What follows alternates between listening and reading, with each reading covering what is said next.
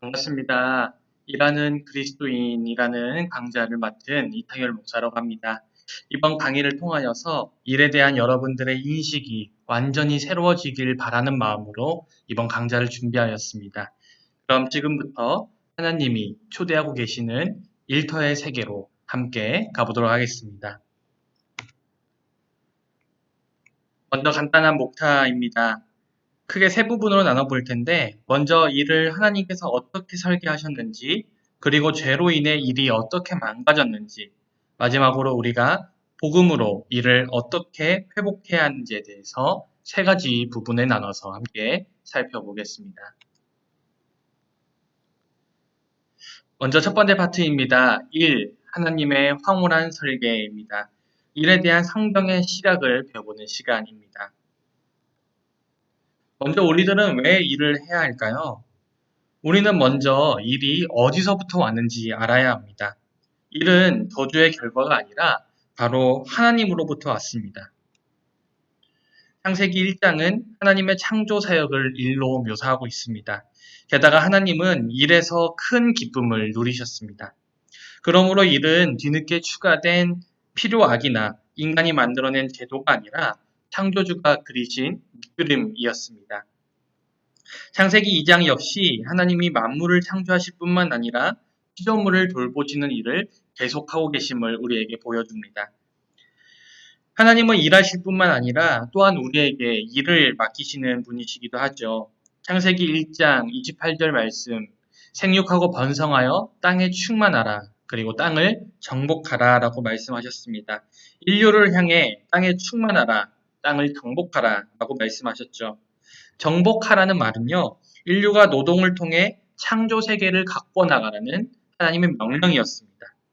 그러므로 하나님은 우리의 공급자가 되시기도 하지만 또 한편으로는 우리는 하나님의 창조 세계를 위해서 하나님을 도와 열심히 일을 해야 합니다. 자, 이제 그럼 구체적으로 우리가 왜 일을 해야 하는지에 대해서 함께 살펴보겠습니다. 첫 번째로 인간은 일의 유전자를 가지고 있습니다. 어떤 이들은 노동을 저주로 여기지만 전혀 그렇지 않습니다. 노동은 하나님의 정원에 존재하였던 축복의 일부였습니다. 그래서 의미 있는 일을 하지 못하면 사람들은 내면적인 상실감과 공허감에 시달리게 되죠. 그러므로 일은 인간의 생존에 있어서 아주 필수적입니다. 이것은 단순히 돈을 버는 것을 이야기하는 것이 아닙니다. 우리가 온전한 삶을 살기 위해서는 꼭 일을 해야 합니다. 두 번째로 일은 자유로 이끄시는 하나님의 초대입니다. 많은 사람들이 자유라고 하면 전혀 제약이 없는 상태 정도로만 이해를 합니다. 하지만 물고기를 한번 생각해 보십시오. 물고기가 진정으로 자유롭기 위해서는 물을 벗어나서는 안 됩니다. 마찬가지로 자유는 구속이 없는 상태라기보다는 올바른 한계 속에 살아갈 때 얻을 수 있는 것이죠. 일도 마찬가지입니다. 태초에 하나님께서 인간을 창조하실 때 일하도록 창조하셨습니다. 지금도 분명히 그 설계에 따라 살도록 이끄시고 계십니다. 그러니 일은 부담스러운 명령이 아니라 우리를 자유로 이끄는 하나님의 초대입니다. 그리고 세 번째로 일과 쉼의 균형이 필요합니다. 우리는 일하도록 창조되었지만 한편으로 하나님께서 일한 뒤에 쉬셨다는 점은 우리에게 시사하는 바가 큽니다. 사실 주님은 굳이 쉬지 않으셔도 기력이 떨어지지 않는 분이셨음에도 불구하고 일주일 중 하루를 쉬셨습니다. 하나님께서 친히 쉬셨기 때문에 쉼은 우리의 삶에 생기를 불어넣는 아주 선한 요소로 볼 수 있습니다. 그러니 우리가 일과 쉼의 균형을 잡는 것이야말로 의미 있는 일을 시작하기 위한 더할 나위 없이 가장 좋은 출발점입니다. 자, 그렇다면 이제 우리가 무슨 일을 해야 할까요? 하나님을 위해 무슨 일을 해야 우리가 의미를 찾을 수 있을까요? 신들이 일을 시키려고 인간을 만들었다 믿었던 고대 그리스인들은 노동을 축복으로 보지 않았습니다. 그래서 그리스인들은 모든 일이 동등하다 여기지 않았고 몸이 아니라 정신에 더 유익한 일이 더 고상하고 덜 동물적인 일로 믿었습니다. 그래서 엘리트들이 예술과 철학, 정치를 통하여서 정신을 수련하는 데 전념하도록 그 당시에는 노예와 직인들이 노동으로 그들을 뒷받침해야 했습니다. 이러한 그리스인들의 마음가짐은 지금도 여전히 작동하고 있습니다. 일은 필요악이라는 인식과 지위가 낮거나 수입이 적은 일은 가치가 없는 일이라고, 그리고 인간의 존엄을 해치는 일이라고 인식하는 것이 바로 그러한 관념의 산물입니다. 그래서 사람은 은사와 상관없이 많은 사람들이 높은 지위와 많은 보상이 있는, 많은 수입이 있는 직업만을 원하게 되는 것이죠. 하지만 성경의 시각은 전혀 다릅니다. 성경은 모든 일이 바로 인간의 존엄을 상징하는 증표로 인식합니다. 이것에 대한 증거를 창세기 1장에서 찾을 수 있는데요. 바로 인간만이 일을 맡았다는 사실입니다. 인간은 하나님의 형상대로 창조되었기 때문에 하나님이 하셨던 일을 물려받을 수 있었습니다.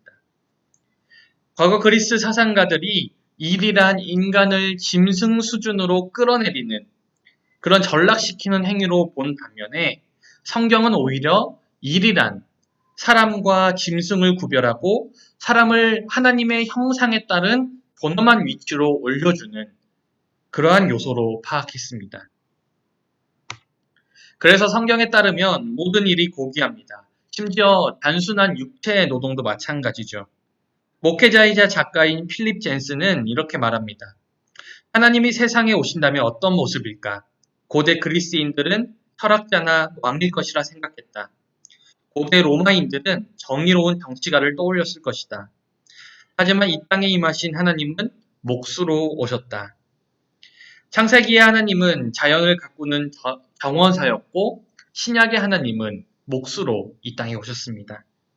그러므로 몸으로 하는 단순한 노동도 신학적 진리를 탐구하는 활동과 똑같이 바로 하나님의 일인 것이죠.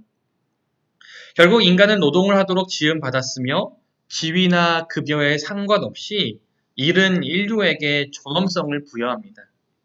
이것을 깨닫고 나면 우리가 자유롭게 직업을 선택할 수 있고 체면과 우월감이 사라지고 질투나 상대적 박탈감도 사라집니다. 그리스도인이라면 누구나 이를 통해서 확신과 만족을 누릴 수 있어야 합니다. 자, 그렇다면 우리는 어떻게 일을 해야 합니까? 문화명령이라고 부르는 우리 창세기 1장 28절 말씀을 통해서 알 수 있습니다. 하나님이 그들에게 복을 주시며 하나님이 그들에게 이르시되 생육하고 번성하여 땅에 충만하라. 땅을 정복하라. 바다의 물고기와 하늘의 새와 땅에 움직이는 모든 생물을 다스리라 하시니라. 아멘. 하나님은 우리에게 땅에 충만하라 그리고 땅을 정복하라라고 말씀하십니다. 신학자들은 이 하나님의 명령을 문화명령이라고 부릅니다. 그리고 이 명령은 크게 두 가지로 나뉩니다. 첫 번째로 땅에 충만하라는 명령입니다. 즉 하나님께서는 우리에게 수를 늘리려고 말씀하시는데 이것은 단순히 동물이나 식물들이 개체수를 늘리는 그러한 출산적인 행위가 아니라 문명을 뜻하는 이야기입니다.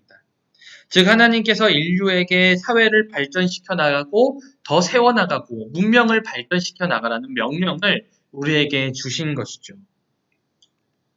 둘째로 하나님은 다른 피조물들을 다스리며 더 나아가 정복하라라는 명령을 주셨습니다. 인간이 하나님의 형상을 가진 존재로서 세상을 다스린다는 것은 청직이나 대리인 역할을 한다는 의미로 받아들여야 합니다.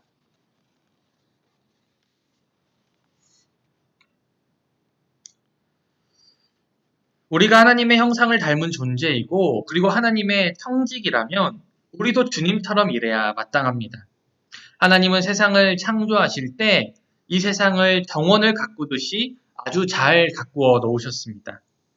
두들겨 부순 것이 아니라 질서를 잡으시고 질서를 세워가시고 가꿔 주셨죠.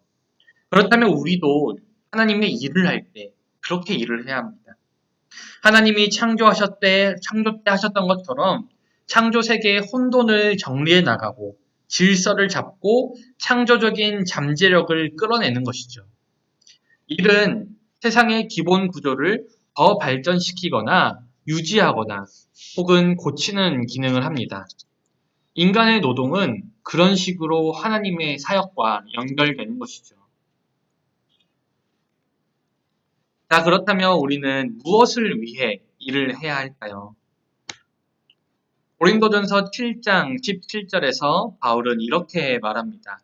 오직 주께서 각 사람에게 나눠주신 대로 하나님이 각 사람을 부르신 그대로 행하라. 내가 모든 교회에서 이와 같이 명하노라.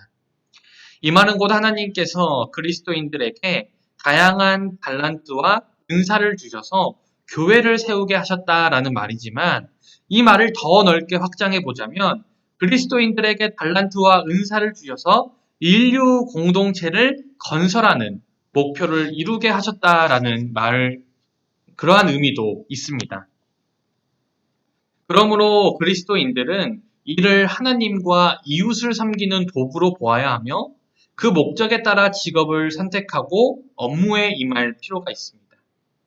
일의 목적을 자기 자신에게 준다면 과욕, 탈진, 자기 혐오와 같은 부정적인 현상에 빠지게 됩니다. 하지만 일의 목적을 자신을 넘어서 다른 이들을 섬기고 높이는 데 둔다면 우리가 일을 할 더 확고한 이유가 생기기 마련입니다. 그리고 아무리 작은 일도 자녀를 돌보시는 하나님의 도구입니다. 사실 우리의 모든 일은 하나님과 이웃을 위한 일입니다.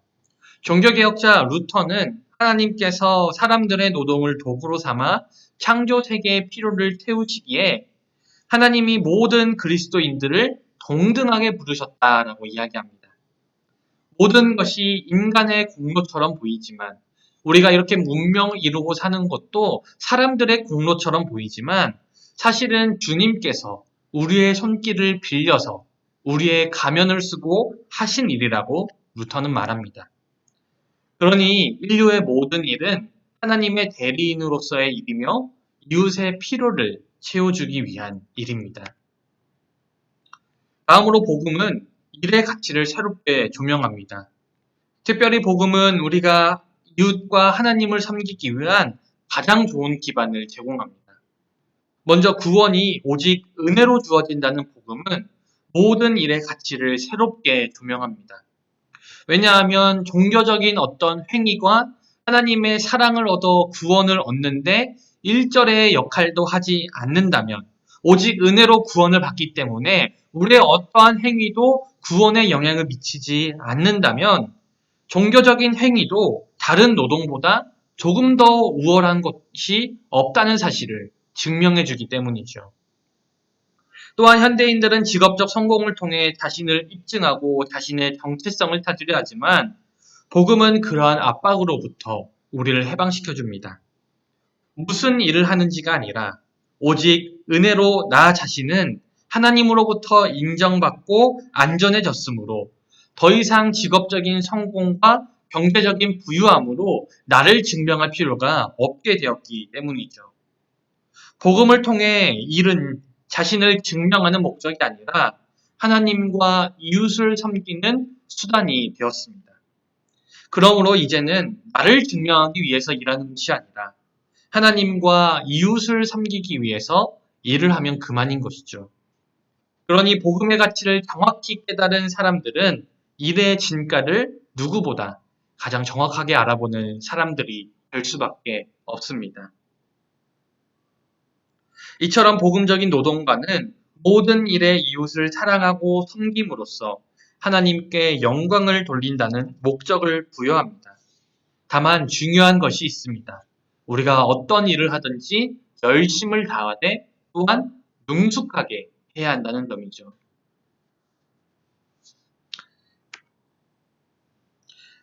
한 비행기 사고의 이야기를 들려드리도록 하겠습니다. 1989년 2월 24일 미국에서 뉴질랜드로 향하던 보잉 747기의 화목한 문짝이 뜯겨나가며 항공기 옆구리에 큰 구멍이 나는 심각한 문제가 발생하였습니다.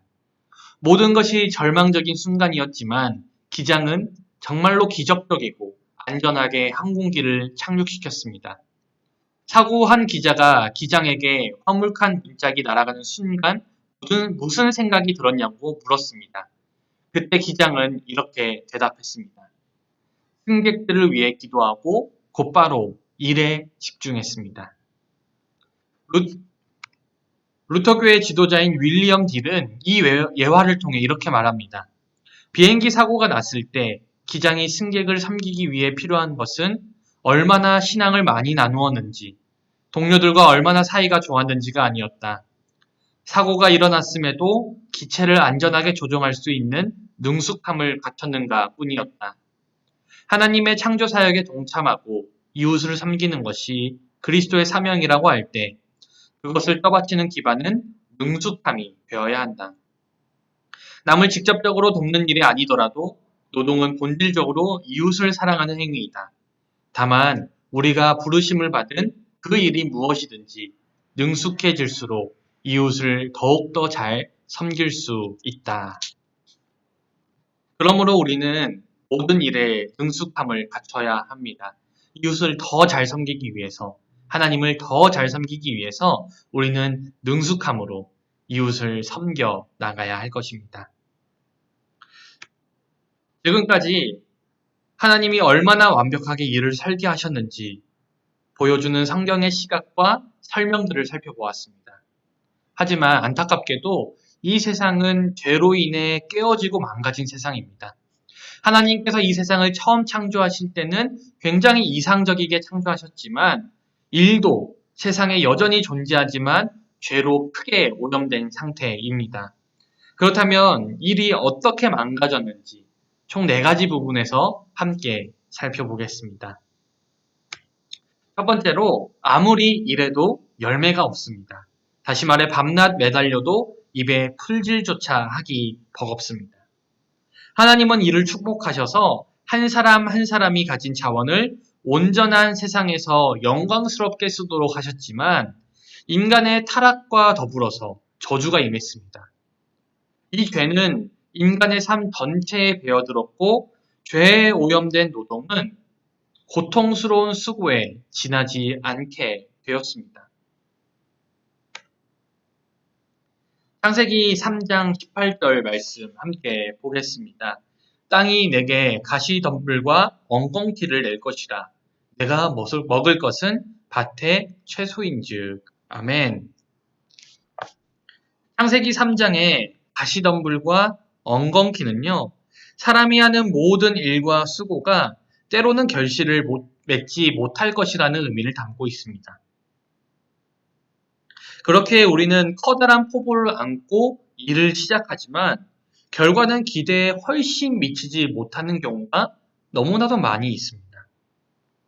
어떤 분야에서 엄청난 성취를 이뤄낸 사람조차도 한편으로는 그들이 그 자리까지 가기 위해서 헤쳐나온 덤불과 엉겅퀴가 있다는 사실을 알아야 하고 또한 그들조차도 지금 현재 그러한 가시와 엉겅퀴와 싸우고 있다는 사실을 우리가 알아야 합니다. 그런 사실을 우리가 부인할 수가 없는 것이죠. 이러한 아무리 일해도 열매가 없는, 성취가 없는, 그리고 다절만 있는 이러한 일의 현실을 보여준 희곡이 하나 있습니다. 바로 피터 셰퍼가 쓴 아마데우스라는 희곡입니다. 영화로도 제작되어서 큰 성공을 거둔 피터 셰퍼의 희곡 아마데우스는 애쓰고도 열매를 얻지 못하는 현실과 좌절을 보여줍니다. 여기에 주인공인 살리에리는 여러 편의 오페라를 써서 크게 성공한 작곡가였습니다. 하지만 자신의 작품에 탁월함이 없다는 사실을 자신은 스스로 너무나도 잘 알고 있었습니다. 그러던 어느 날 신동 모차르트의 연주를 듣고 자신이 그토록 꿈꾸던 탁월함이 그에게 있음을 깨달았습니다. 동시에 살리에리는 자신이 결코 그러한 음악을 할 수 없을 거라는 사실을 동시에 깨달았습니다. 사실 살리에리는 사회적으로 성공한 음악가였습니다. 경제적으로도 풍요를 누리던 사람이었습니다. 하지만 그렇게 성공한 음악가였지만 그때부터 그는 평생을 좌절감을 느끼며 살아야 했습니다. 하지만 이것은 살리에리만의 문제가 아닙니다. 자신의 포부가 실현되지 않았다고 해서 그쪽으로 부르심을 받은 게 아니라든지 다른 일거리를 찾아야 한다는 뜻이 아니라는 것이죠.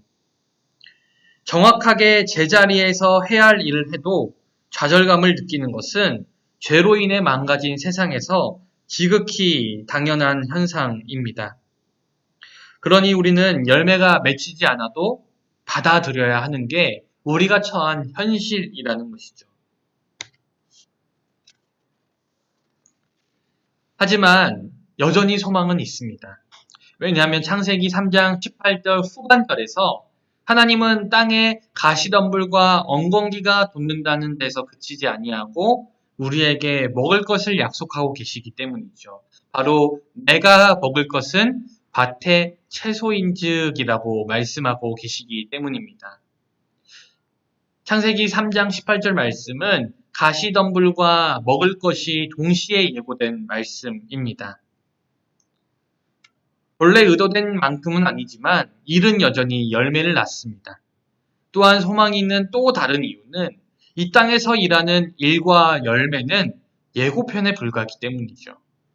우리가 일에 대해서 품고 있는 원대한 비전은 바로 새하늘과 새 땅이 이루어졌을 때 온전히 실현될 것입니다. 그러니 그리스도인들은 모든 것이 온전해질 하나님 나라에서 위안과 소망을 찾을 때 일할 때마다 가시덤불이 돋아나는 이 현실에 무릎 꿇지 않을 힘과 소망을 얻게 됩니다. 아울러 지금 하는 일이 궁극적인 노동의 실체가 아니고 열매의 실체가 아님을 깨달았기 때문에 온전할 수 없음을 기꺼이 받아들이게 됩니다. 일이 변질된 두 번째입니다. 바로 일의 의미를 깨닫지 못하게 된 것이죠. 그저 성공의 쳇바퀴를 따라 무작정 달리기만 합니다. 타락한 세상에서는 일의 의미를 찾지 못하는 경우도 흔히 있습니다. 포부를 품고 성공을 거두고 그런 후에도 만족감과 성취감을 느끼지 못하는 부류도 있습니다.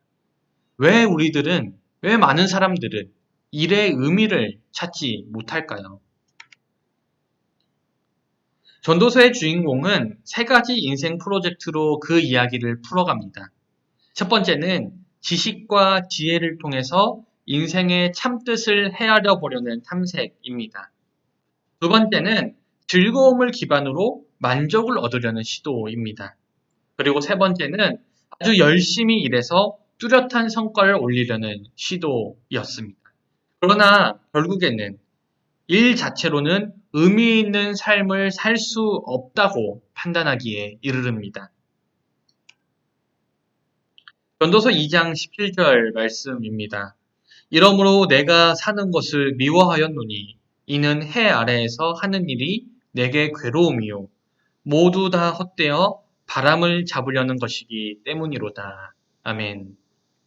전도서 기자는요. 소망하는 일을 모두 다 이뤄낸다 할지라도 영원히 변하지 않는 열매는 존재하지 않기 때문에 모든 것이 다 헛수고라고 단언합니다.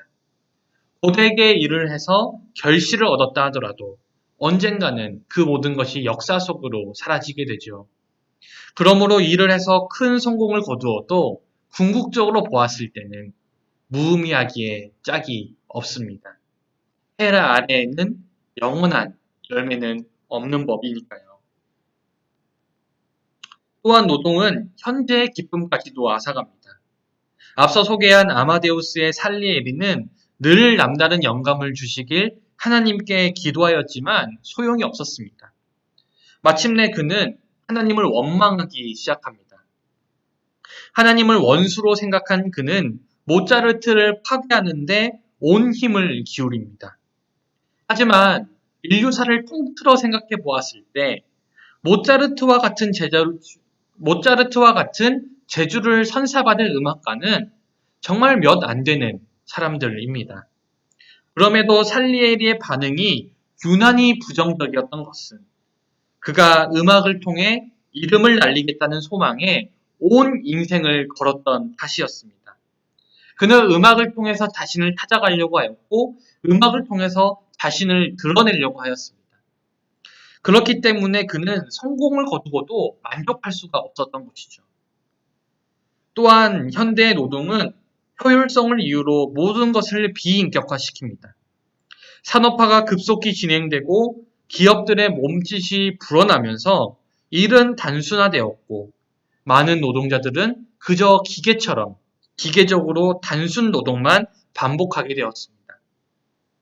결국 이러한 구조는 자신이 하는 일이 어떤 결과를 가져오는지 파악하기 어렵게 만들었고 그저 기계처럼 아무 생각 없이 노동을 하게 만들어 노동의 의미를 상실하게끔 만들었습니다.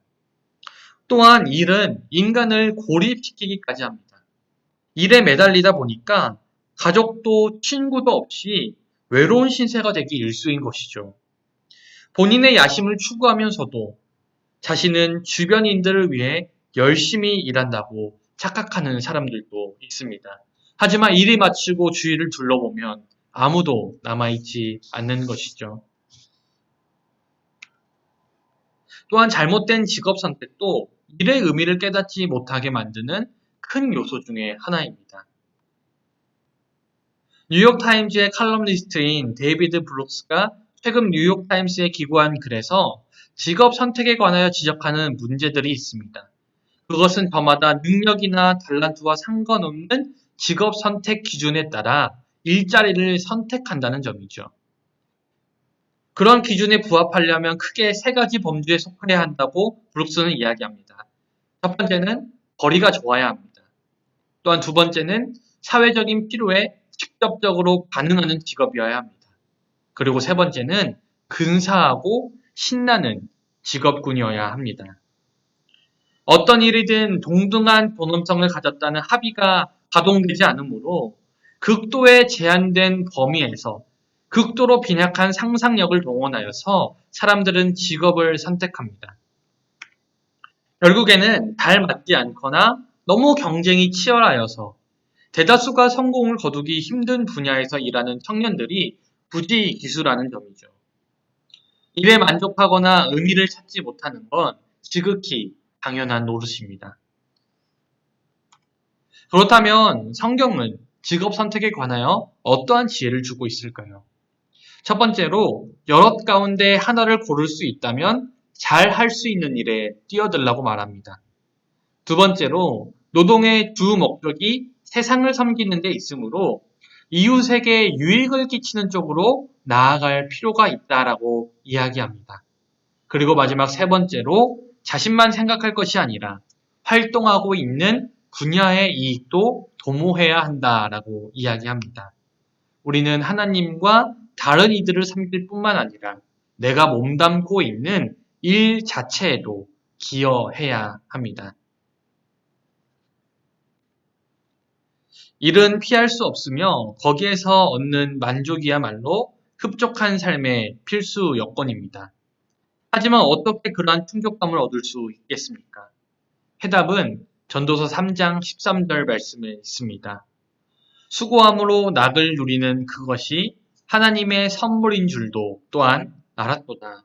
아멘.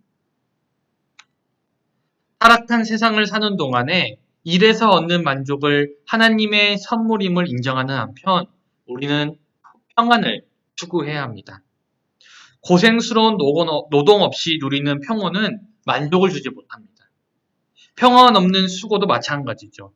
그러니 우리에게 일과 평안, 일과 쉼은 굉장히 중요합니다. 우리가 살면서 어떻게 그 둘 사이의 균형을 잡느냐 하는 문제는 성경이 다루는 주요 이슈 중에 하나입니다. 우선 성경은 우리에게 돈과 권력을 우상으로 만드는 성향이 있음을 인식하고 조심해야 한다라고 이야기합니다. 둘째로 돈을 덜 버는 한이 있더라도 가족이나 친구와 같이 우리에게 주어진 관계를 정상적으로 유지해야 한다라고 이야기합니다. 무엇보다 신약 성경은 우리가 그토록 소망하는 평온의 궁극적인 근원이 예수 그리스도께 있다고 이야기합니다. 십자가에서 인류의 짐을 대신 지셨으므로 참다운 안식을 주실 수 있는 분은 오직 예수님밖에 없다는 것이죠. 예수님의 복음을 떠나서는 출세하고 이름을 낼 심산으로 수고를 거듭할 수밖에 없습니다. 그러니 우리는 일터에서도 늘 그리스도의 복음 안에서 이를 바라보고 이를 감당해야 합니다. 세 번째로 일은 탐욕의 수단으로 변질되었습니다. 고생해서 이만큼 일구었는데 이걸 포기할 수 없다라고 이야기하는 사람들이 드러났다는 것이죠. 인간 마음에는 일과 이익들을 통해 삶의 의미와 정체성을 세우려는 강력한 성향이 있습니다. 그렇게 되면 일은 자신을 부각시키고 스스로 특별한 존재임을 과시하는 방편이 될 따름입니다.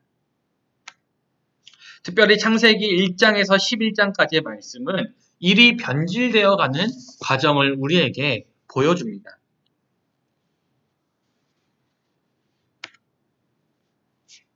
창세기 1장에서 2장까지의 말씀은 일은 창조 세계와 창조주를 위해 피조물을 갖고 나가는 아주 즐거운 활동이었습니다. 하지만 창세기 4장에서 일은 권력을 쌓는 도구로 변질되게 되죠. 그리고 창세기 11장에 이르러서는 바벨탑을 세우는 이야기가 등장합니다.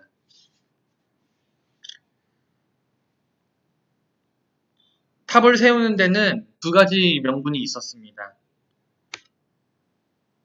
서로 말하되 자, 벽돌을 만들어 견고히 굽자 하고 이에 벽돌로 돌을 대신하며 역청으로 진흙을 대신하고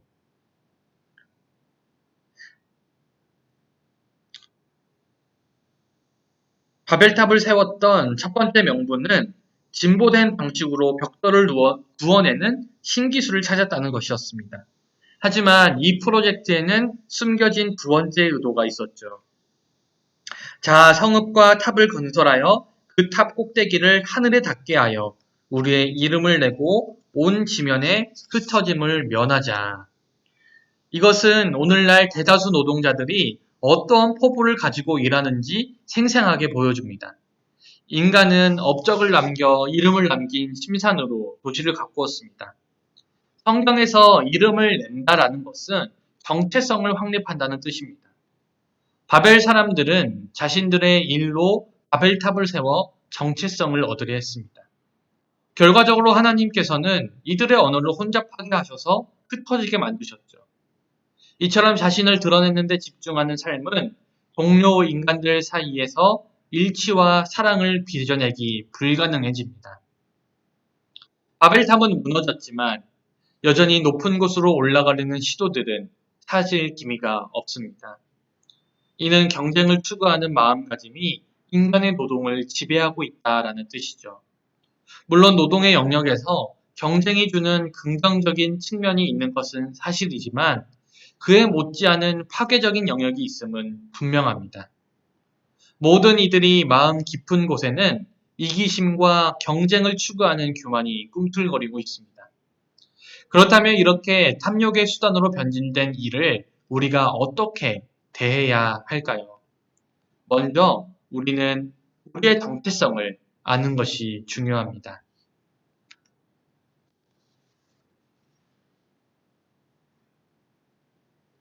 이기심과 권력 그리고 소명을 주제로 삼고 있는 사례는 에스더서에서도 찾아볼 수 있습니다.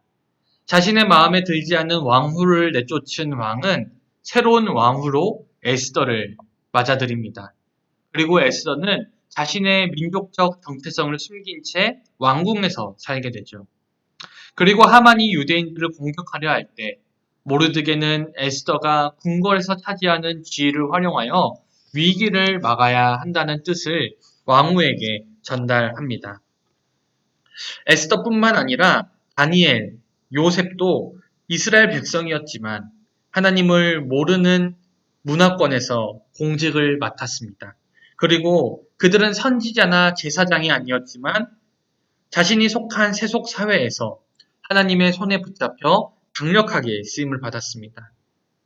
하나님은 목회만 원하시는 것이 아니라 법률, 의료, 경영, 예술 등 다양한 분야의 일을 우리에게 맡기고자 하십니다. 그러니 우리도 에스더, 다니엘, 요셉처럼 이방 나라의 왕궁에서 살아가는 사람들입니다. 하지만 대부분의 사람들은 자신의 자리를 지키고 출세를 도모하는데 모든 것을 소모합니다. 우리는 궁궐에 들어가는데 그칠 것이 아니라 온 힘을 다해 섬겨야 합니다. 우리가 일하는 분야마다 도려내야 될 썩은 부분이 있다면 우리는 그 자리로 변화시켜 나가야 합니다. 우리의 정체성을 깨달았다면 나에게 주어진 왕궁의 자리에 대한 정확한 이해가 필요합니다. 왕에게 나아가라는 모르드게의 요청에 에스더는 염려합니다. 에스더는 누구든 부름받지 않은 상태에서 왕에게 나아가는 것은 목숨이 오갈 수 있는 중대한 범죄에 해당한다고 말합니다. 이때 모르드게는 이렇게 말하죠. 너는 왕궁에 있으니 모든 유다인 중에 홀로 목숨을 건지리라 생각하지 말라. 이때 내가 만일 잠잠하여 말이 없으면 유다인은 다른 데로 말미암아 노임과 구원을 얻으려니와 너와 내 아버지 집은 멸망하리라. 내가 왕후의 자리를 얻은 것이 이때를 위함이 아닌지 누가 알겠느냐. 모르드게의 말처럼 우리도 왕궁에서 확보한 자리를 이웃을 위하여 기꺼이 내던질 각오를 하지 않는다면 결국 왕궁이 우리들을 소유하게 될 것입니다. 특별히 모르드게는 왕후의 자리를 얻다라는 표현에서 수동형을 사용하면서 에스더가 스스로 왕후의 자리에 오른 것이 아니라 하나님께서 주신 것임을 강조하며 하나님의 은혜가 아니고서는 그 자리에 올 수 없었음을 상기시킵니다. 그렇다면 우리의 경우는 어떠합니까? 우리가 노력하여서 현재 자리를 쟁취하였다 할지라도 우리는 하나님이 주신 달란트로 공부하였고 우리의 힘으로 열지 않은 기회의 문들을 통과하였습니다. 그러니 우리가 지금 가지고 누리고 있는 모든 것들은 은혜의 소산이며 우리 각자에게 주어진 힘을 활용하면서 우리가 세상을 섬겨나갈 책임과 자유가 있습니다. 그렇다면 우리는 어떻게 살아야 합니까? 바로 왕궁을 버린 예수님처럼 살아야 합니다. 모르드게의 요청에 에스더는 답을 내놓습니다. 당신은 가서 수산에 있는 유다인들을 다 모으고 나를 위하여 금식하되 밤낮 3일을 먹지도 말고 마시지도 마소서. 나도 나의 시녀와 더불어 이렇게 금식한 후에 규례를 어기고 왕에게 나아가리니 죽으면 죽으리이다. 아멘. 결국 에스더는 왕의 마음을 돌리고 원수 하만을 처단하고 유다인들을 구원해 내었습니다. 그렇다면 어떻게 우리도 왕궁에 머물면서 에스더처럼 성실하게 더 나아가 위대하게 살아갈 수 있을까요? 에스더는 중재자가 되어서 백성들의 목숨을 구했습니다. 왕과 백성들의 중재자가 되었던 것이죠. 성경에선 또 다른 중재자가 나옵니다. 바로 왕궁을 버리고 이 땅에 오신 하나님의 아들 예수 그리스도이시죠. 그분은 죽기 위해 이 땅에 오셨고 자신의 죽음으로 우리와 하나님의 관계에 중재자가 되셨습니다. 그러므로 우리가 그리스도를 생각할 때 자신이 주님께 얼마나 소중한 존재인지 깨닫게 될 것입니다. 그리고 이러한 사실을 깊이 묵상하면 우리의 정체성이 달라집니다.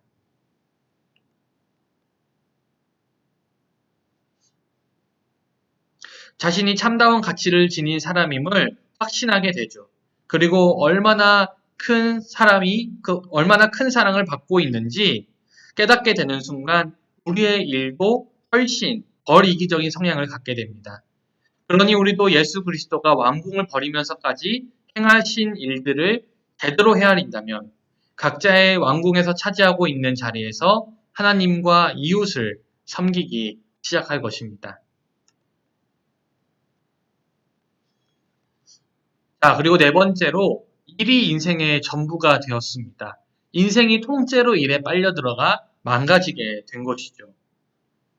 일의 의미를 찾지 못하는 사람이 있는가 반면 일 자체가 인생의 전부가 된 사람들도 있습니다. 하지만 성경은 이것도 결코 옳지 않다라고 이야기하죠. 십계명은 우상 숭배에 관한 지침에서 출발합니다. 우리가 피조물 가운데 무엇인가를 더 사랑하고 섬기면 그리고 하나님보다 더 큰 의미를 둔다면 결국에는 우상을 숭배하는 셈이 되는 것이죠.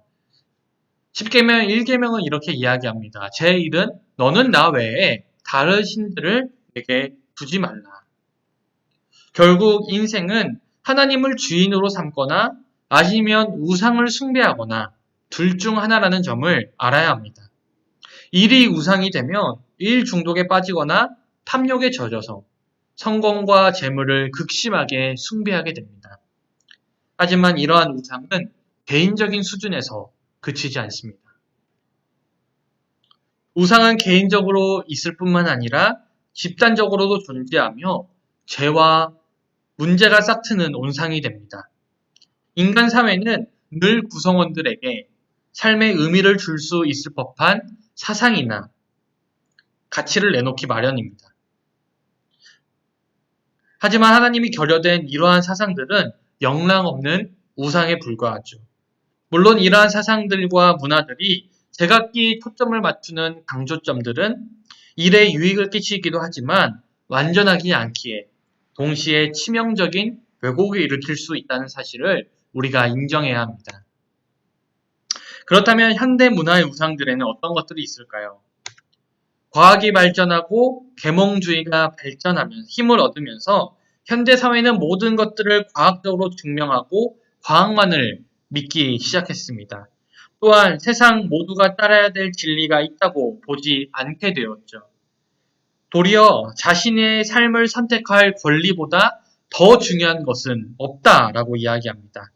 다시 말해서 인간 스스로가 하나님을 대신하게 되었습니다. 현대 문화의 이러한 우상은 일에도 큰 영향을 미치게 되었습니다. 현대 사회에서 일은 개인의 욕구와 개인의 관심사보다 더 중요한 기준은 없어졌습니다. 그리고 또한 일은 자신을 규정하는 수단이 되었습니다. 포스트 모던 문화의 우상들을 함께 살펴보겠습니다.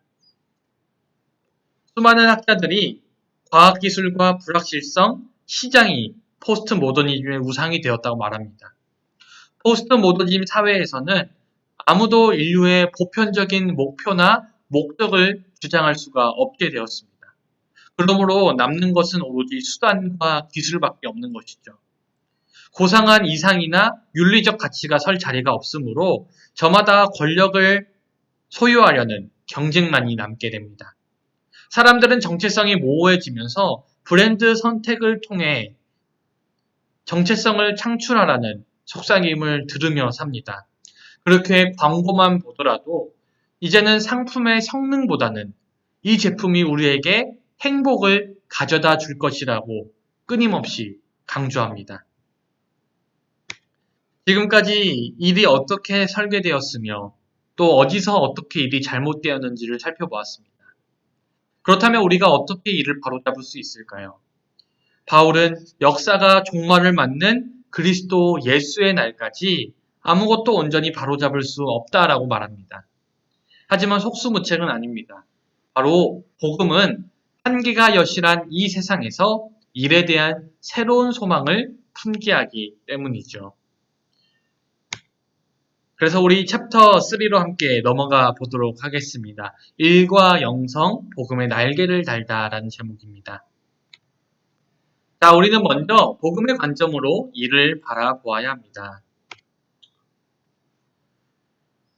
우리는 복음의 관점으로 이를 바라보아야 합니다. 그렇다면 복음의 관점이란 무엇을 의미할까요? 바로 복음적인 세계관을 의미합니다. 세계관이란 세상을 바라보는 관점입니다. 우리가 어떤 관점을 가지고 세상을 바라볼 것인지 결정한다면 그거에 따라 세상에 바라보는 문제는 상당히 달라집니다. 그렇다면 우리가 인생에서 궁극적으로 물어야 할 질문은 어떤 것들이 있을까요? 우리가 인생에서 궁극적으로 물어야 될 세 가지 질문입니다. 세상에서 살아가는 인간의 삶은 어떠해야 하는가? 무엇 때문에 균형을 잃어버렸는가? 그리고 그것을 다시 바로 잡으려면 어떻게 해야 하는가? 그리고 이러한 질문에 대해 복음은 독특하게도 모든 것을 관계적으로 이해합니다. 인간은 하나님과 교제하도록 지음받았음에도 불구하고 죄를 지어서 관계를 망가뜨려 균형을 잃어버렸습니다. 그러므로 구원과 은혜로 그 옛 관계로 돌아가야 한다는 것이죠. 다른 세계관은 혼란스러운 상황을 설명하기 위해 그만큼 악하지 않은 것을 악마로 몰아가거나 충분히 능력을 갖지 못한 것을 우상으로 내세우기도 합니다. 하지만 오직 복음적인 세계관만이 세상의 일부나 특정 집단을 악으로 몰아가지 않습니다. 바로 죄를 문제로 여기며 하나님의 은혜를 해결책으로 삼습니다. 이러한 기독교 세계관은 창조, 타락, 구원과 회복으로 압축해 볼 수 있습니다. 복음적인 세계관은 일에 대한 이슈에도 다양한 관점으로 존재합니다. 어떤 분야든 우상들이 존재하기 때문에 어느 분야에서나 우리는 복음적인 세계관을 살아낼 구체적인 방법들이 너무나도 많이 있습니다. 크게 예를 들어서 네 가지 분야를 선정해 봤습니다. 첫 번째로 복음과 비즈니스입니다.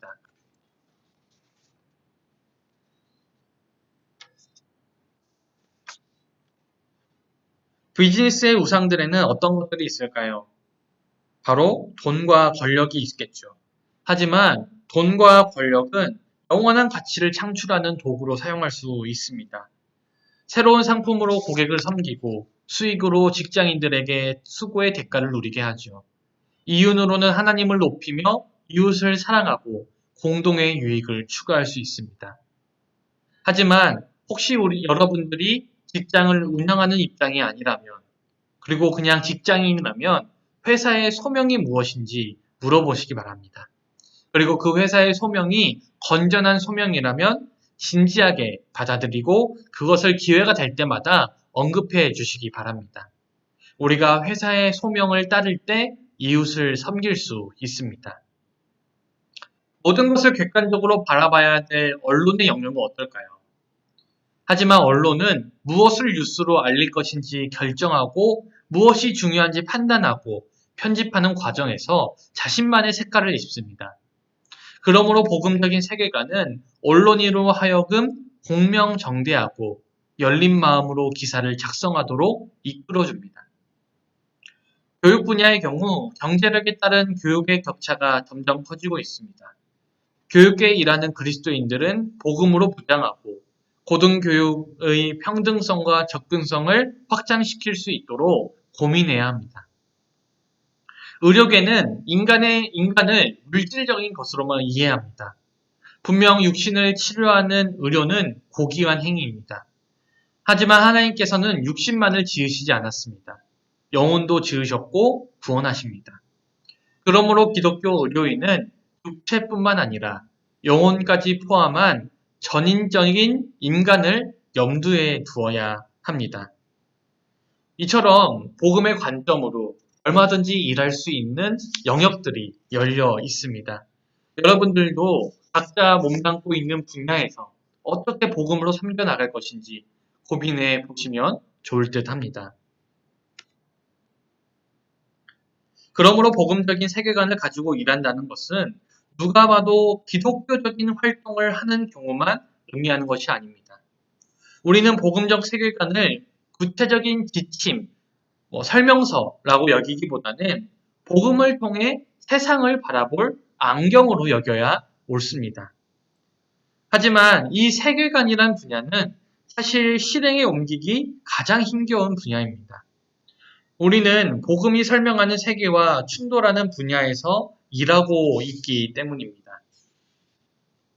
그러므로 그리스도를 믿는 사건은 타국으로 이주하는 것과 아주 비슷합니다. 문화와 세계관, 직업을 바라보는 시각이 예전과는 달라지기 때문이죠. 그렇기 때문에 언젠가는 복음을 통해 사물을 바라볼 수 있는 시각이 활성화될 수 있겠지만 이렇게 되는 계기 위해서는 많은 노력과 시간이 필요합니다. 하지만 복음적 세계관은 분명히 우리의 일에 대한 새로운 시각을 부여할 것입니다. 또한 우리는 일에 대해서 이원론을 배격해야 합니다. 이건 세상 일이고 이건 하나님의 일이라는 이분법에서 벗어나야 된다는 뜻이죠. 하나님은 창조 이후에도 피조물을 사랑하시고 보살피시고 양육하십니다. 이러한 하나님의 손길은 인간의 노동을 통해 광범위하게 다가오죠. 하나님은 온 인류에게 은총을 베푸셨습니다. 인간이라면 누구든 하나님에 대한 원초적 지식을 공유하고 있습니다. 인간은 나면서부터 양심을 가지고 태어나며 하나님이 존재한다는 사실을 어렴풋이 인식합니다. 또한 하나님은 지혜와 달란트, 아름다움과 재주를 은혜로 베푸십니다. 신학자들은 이를 가르쳐 일반 은총이다라고 부릅니다. 일반 은총은 세상을 풍요롭게 하고 잘 보존하기 위해 하나님께서 나눠주신 선물입니다. 원래는 죄를 범한 인류는 모든 부분에서 이것보다 더 열악한 모습에 살아야 마땅합니다. 하지만 그토록 악화되지 않은 이유는 오로지 일반 은총이라는 하나님의 선물 덕분입니다. 그러니 또한 하나님이 세상에 선물을 주시면서 상당 부분을 그리스도를 모르는 이들에게 맡기셨습니다. 그러므로 그리스도인들은 하나님을 잘 이해하기 위해서라도 인간의 문화를 연구해야 합니다. 우리는 어디서든지 주님의 진리를 찾아낼 수 있기 때문이죠. 우리가 예수를 믿지 않는 이들과 세상을 함께 섬겨나갈 수 있다는 사실은 우리에게 참 많은 힘을 줍니다.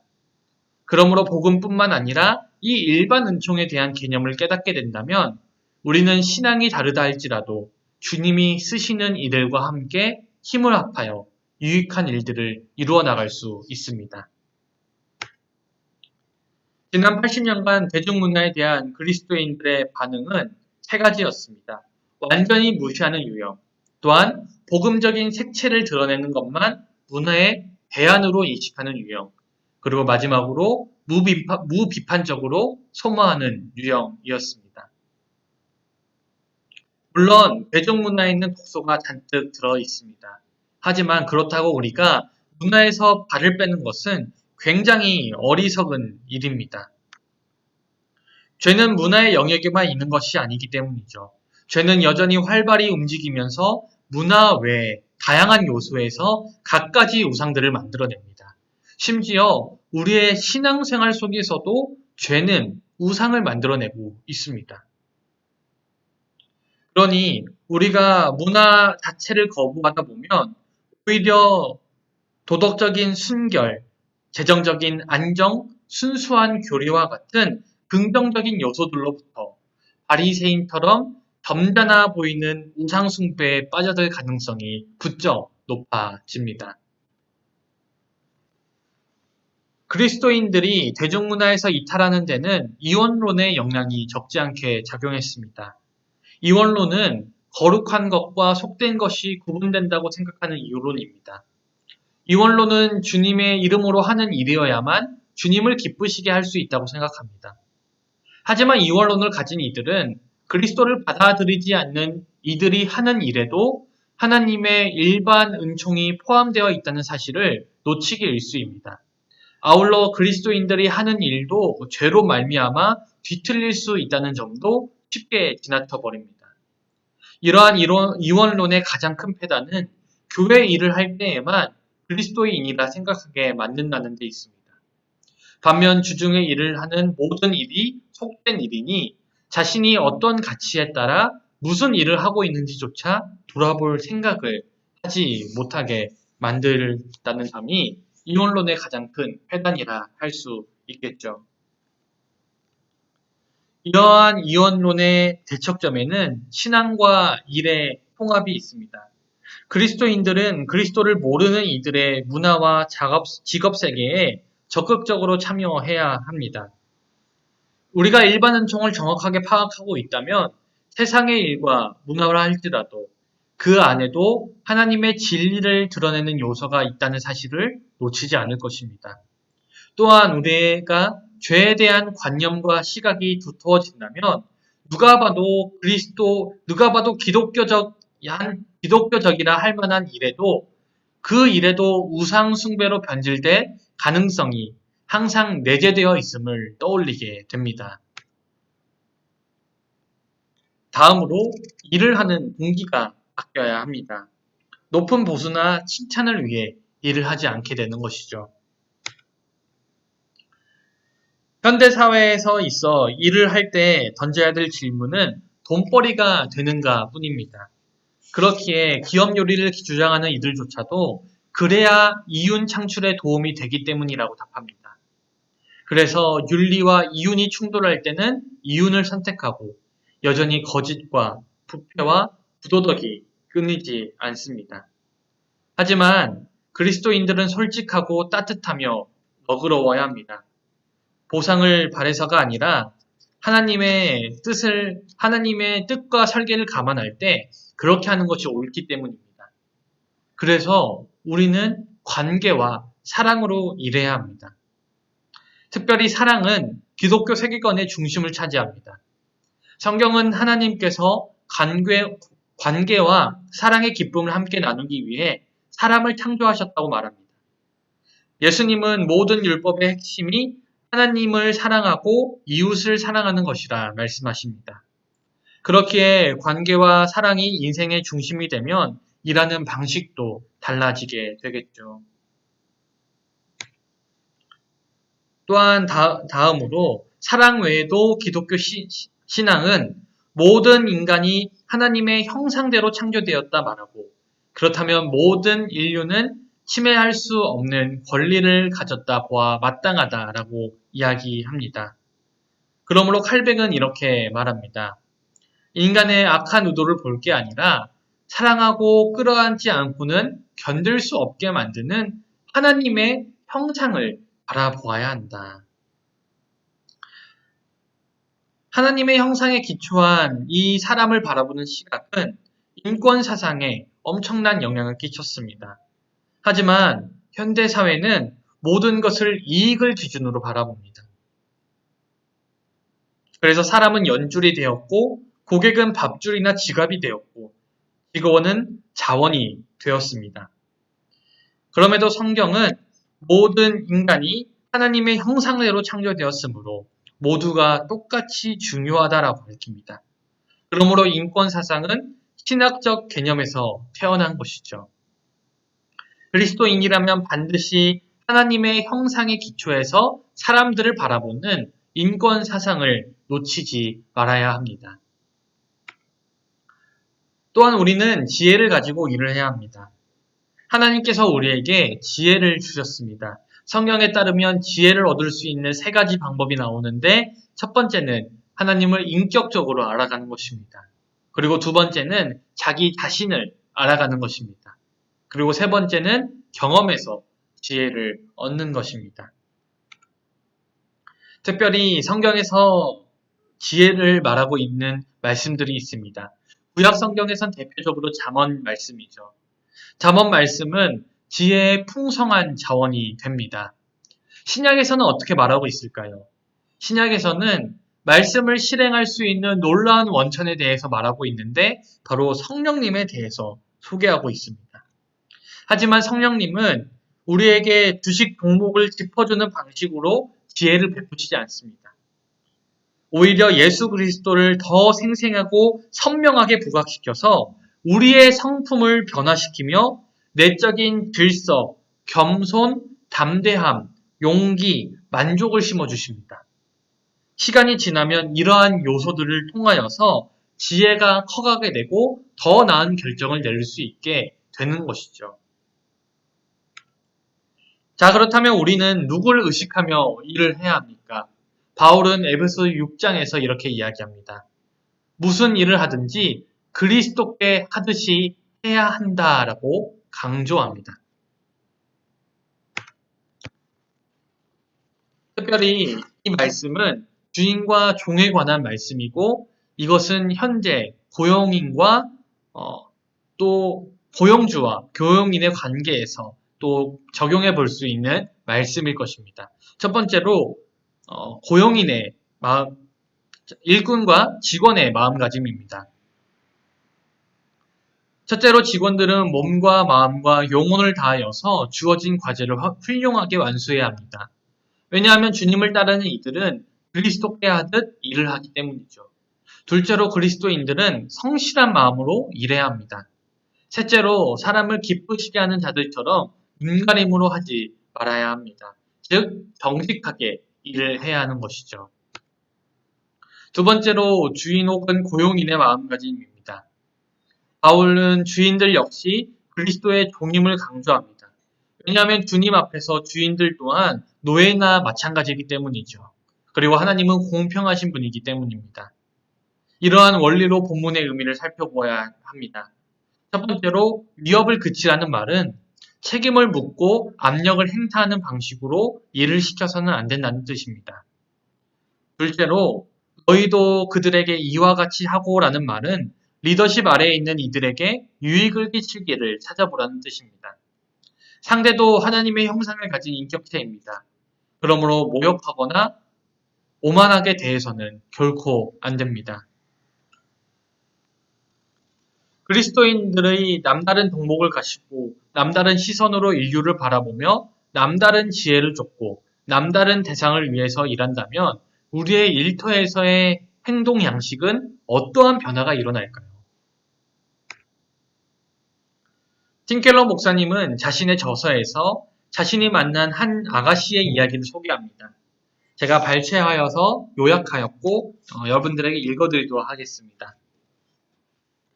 뉴욕시에 교회를 시작한 지 얼마 지나지 않아서였다. 한 젊은 여성 하나가 꼬박꼬박 예배에 참석했다가 순서를 마치기가 무섭게 빠져나가는 것을 알게 되었다. 그러던 어느 날 마침내 아가씨와 마주했다. 그녀는 기독교가 어떤 종교인지 관심을 가지고 살펴보는 중이라 하였다. 어떻게 우리 교회를 알게 되었냐고 묻자 감동적인 사연을 들려주었다. 맨하튼의 한 회사에서 일하던 아가씨는 입사한 지 얼마 지나지 않아 큰 실수를 저질렀다. 파면을 당할 만큼 중대한 잘못이었지만 상사는 그것을 혼자 책임졌다. 그 탓에 상사는 경력에 흠집이 났고 입지도 좁아졌다. 상사의 처신을 보면서 젊은 여직원은 무척 놀랐다. 고마움을 전하는 자리에서 아가씨는 공을 가로채는 상사는 보았지만 남의 허물을 대신 지는 경우는 처음이라면서 어떻게 그럴 수 있는지 물었다. 상대는 답을 피했지만 한사코 매달리자 입을 열었다. 나는 크리스천입니다. 거기에는 여러 의미가 있겠지만 내가 저지른 잘못의 대가를 예수 그리스도가 떠맡았다는 뜻이기도 합니다. 그분은 나 대신 십자가를 지셨습니다. 그래서 나도 힘 닿는 데까지 남들의 짐을 지고 싶어 하는 겁니다. 아가씨는 이렇게 물었다. 어느 교회 다니세요? 복음을 통해 은혜를 입었던 경험이 상사의 성품을 변모시켰고 관리자로서 남들과 확연히 다른 매력적인 삶을 살게 했다. 뿐만 아니라 그처럼 이타적이고 따뜻한 모습은 한 여성의 인생을 바꾸어 놓았다. 그러므로 그리스도인들은 인정사정 없다는 소리를 들어서는 안 됩니다. 반듯하고 따뜻해야 하며 이웃에게 헌신적이라는 평판을 들어야 합니다.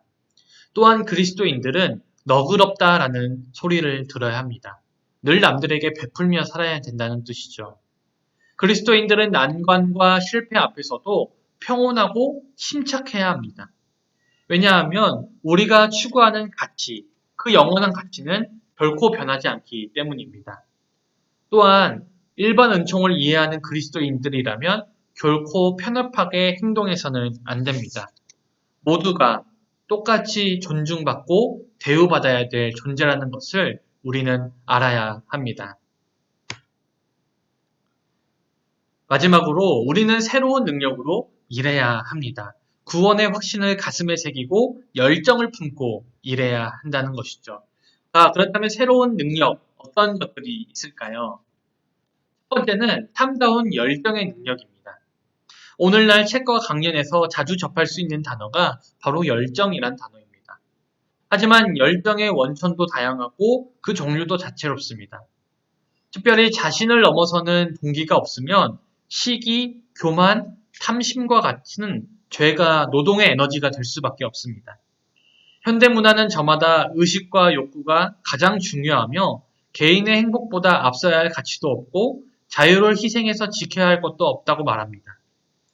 그러니 성경이 말하는 열정의 참뜻은 자신의 자유를 누군가를 위해 희생하는 자세를 가리킵니다. 그리고 참다운 열정은 예수 그리스도를 통한 구원의 확신으로부터 나옵니다. 주님은 구원을 목표로 자신이 가진 것을 다 잃고 온갖 어려움을 겪어내셨습니다. 저마다 자신을 향한 예수님이 품으셨던 열정의 마음을 깨닫고 나면 하나님이 자신에게 맡기신 일을 멋지게 해내고자 하는 열정이 생깁니다. 독생자가 나를 위해 행하신 일을 생각하면 교만과 시기가 뿌리를 내릴 틈이 없는 것이죠. 두 번째로 우리는 깊은 안식의 힘으로 일해야 합니다. 일과 쉼은 공생관계입니다. 하지만 우리가 깊은 수준의 안식을 이해하고 체험하기 위해서는 성경이 이야기하고 있는 안식일에 대해서 살펴볼 필요가 있습니다. 출애굽기 20장은 안식일을 지키는 걸 하나님의 창조 사역과 연결짓습니다. 창조주께서 세상을 지은 뒤 쉬셨으므로 인간들 역시 정해진 시간 동안 일을 끝낸 뒤 반드시 쉬어야 합니다. 그리고 노동과 안식의 질서를 망가뜨리면 본인과 주위 삶에 혼돈이 생기기 마련이죠. 안식일 규례는 애굽의 노예로 살던 이스라엘 백성들이 출애굽한 이후에 제정되었습니다. 그러므로 누구든지 안식일을 지키라는 명령에 순종할 수 없다면 노예 신세에 불과합니다. 아울러 안식일을 믿음의 행위로 인식할 필요가 있습니다. 안식일을 지키는 것은 세상을 움직이고 가족을 먹여 살리고 지금 하는 일을 진행시키는 존재가 인간이 아니라는 점을 실감하게 하는 방법입니다. 분명 자신이 아니라면 일이 제대로 돌아가지 않는 경우도 있겠죠. 하지만 이제라도 혼자 일하는 것이 아니라 하나님이 함께 일하고 계신다는 사실을 우리는 깨달아야 합니다. 또한 복음이 말하는 안식일과 쉼이 주는 유익을 홀로 기도하고 성경을 보는 것처럼 개인적인 차원에서만 이해해서는 안 됩니다. 하나님은 믿음의 형제 자매들과 나누는 교제를 통해서도 그리스도인들을 든든히 서게 하십니다. 그러니 우리는 함께 교제를 통해서도 참다운 안식을 누릴 수 있는 것이죠. 이제 결론적으로 말씀을 드리도록 하겠습니다. 우리는 복음 안에서 일을 해야 합니다. 많은 이들은 급여를 받기 위해서만 아니라 무가치하다는 느낌을 떨쳐버릴 심산으로 일을 합니다. 하지만 그리스도 안에서 일하며 그리스도 안에서 쉼을 누리지 못하면 일을 해도 공허하며 쉬어도 쉬는 것이 아니게 되죠. 하지만 지금 상황이 좋지 않더라도 복음의 관점을 가진다면 내가 지금 어떤 처지에 있는지 하나님이 정확히 알고 계심을 믿기 때문에 위로를 얻게 됩니다. 더 나아가 복음적 관점은 맡겨주신 일을 충실히 해내는 것이 주님을 섬기는 과정임을 깨닫게 하므로 복음적 관점은 우리로 현실에 얽매이지 않는 자유를 줍니다. 우리는 복음 안에서 비로소 자유로운 심령으로 일할 수 있는 힘을 얻습니다. 크고 작음을 떠나 하나님이 이 일을 통해 주시는 성공과 성취를 있는 그대로 기쁘게 받아들일 수 있습니다. 그곳으로 부르신 이가 바로 주님이시기 때문이죠. 부디 여러분들도 복음을 가지고 일하시고 여러분들의 일터에서 이러한 변화가 일어나시기를 간절히 소망합니다. 지금까지 강의를 들어주셔서 감사합니다. 지금까지 일하는 그리스도인이라는 강의를 진행한 이타결 목사였습니다. 다음에 또 뵙도록 하겠습니다. 감사합니다.